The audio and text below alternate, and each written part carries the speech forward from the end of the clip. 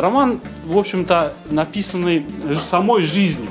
Там живые люди со своими чувствами, претензиями, обидами, какими-то там надеждами приходят в этот суд, судятся друг с другом.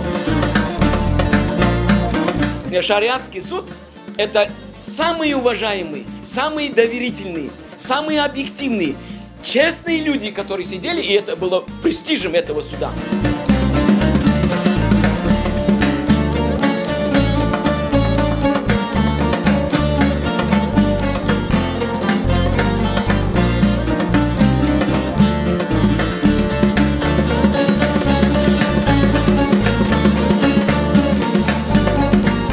Білесің, шынды бұл актуал мәселедір.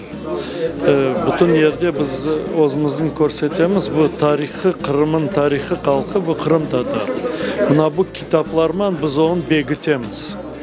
Бұндай китаплар шығармасақ, тарихымыз жойтылачақ та, сон Қырым башқа кішілерінкі болып кетечек.